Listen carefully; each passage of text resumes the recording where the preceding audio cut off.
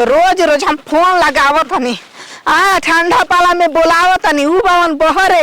ओहरे लूटत मन लहरे तो हम का ठंडा पाला में खाना बनाई सबके खियाई और ठंडा में मरे जाई जियत रह तो केतना लोग के फुसलाई पगिलाई बतियाई एगो मर्द तक का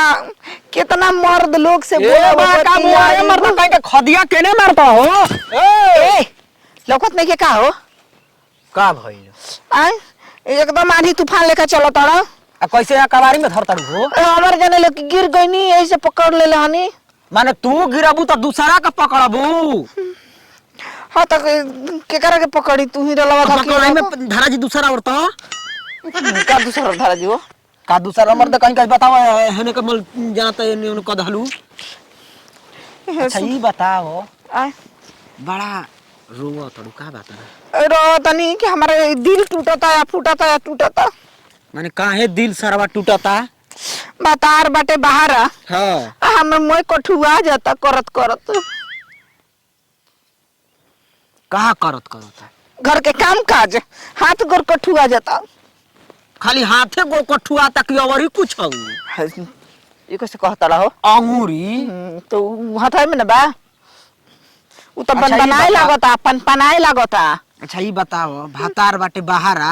तो देवर नहीं खेल उठो घरे में सरवा लहरा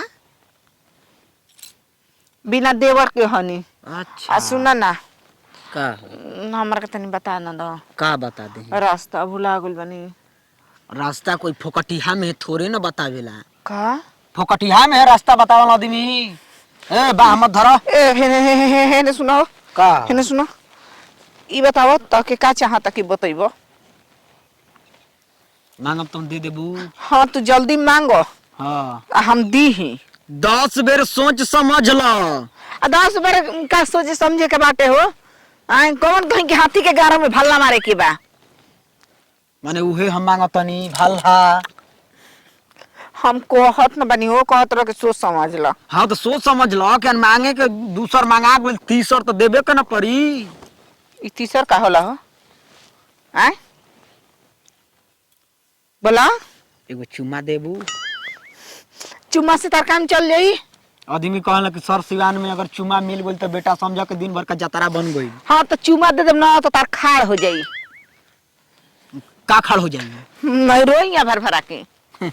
ओइसन को रोइया तो हम सारा बुड़की लगा के खड़ कइला ए काहे भागत रहो देखो तनी कि सर सिवान में कोई देख मत ले ई बात बा हां ए रास्ता बताओ हो अच्छा ई बताओ तार लोग लइका बावा के आगे नाथ न पीछे पगा हेल बंडा हेल अच्छा माने अब लोग लइका नहीं खा टंच बाड़ू टंच का काला हो माने कहे के मतलब कि देह सब स्वस्थ बाड़ू हां बानी तार देखे में नहीं के लौकते अच्छा केहरो हम ढील ढलबा बोला देखे में तो पूरा एकदम बढ़िया लगत ढील ढाल होई सरवा ढील ढाल होई तो हम बराबर कर देब अच्छा ई बताओ हां कैसी पता लगी कि ता ढील ढाल बा कि ना अखिया में कच्चा मर ले बा लौकत नहीं खे लौकाला से होई हां हां तो बताओ हमर के तर जाए के चेक न करे के पड़ी चेक करबो का हैं डॉक्टर कहीं जबू तो अल्लाह तार काम करेला हैं हमार हां बिना अर्थिंग गड़ले सरवा 1100 वोल्टेज के पावर गिरा देता और दिमाग तार काम करला हो कहीं ना और चल जाता हो अच्छा दिमाग तो तू का जानता हो अरे 10 गो भैंस रखले बानी हो दिमागे नहीं के काम करत कनिया के चला ना तनी चेक कॉल ही सरसोईया के भीतरा ना मनबो चला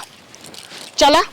दो बेगा चला ना ना ना ना सुगर शरीर पर बेग लेके जेबू मर दे हमार का हो ओ ई रहे त तोहरो के टांग के लेके चल जाई अच्छा ई बात बा का जानता हो चलो तब चलो आज हमारो जतारा बनले बा खाद मार के आई हो एनिया बैठल बानी बोरी नोर चलो चलो सरसोईया में चलो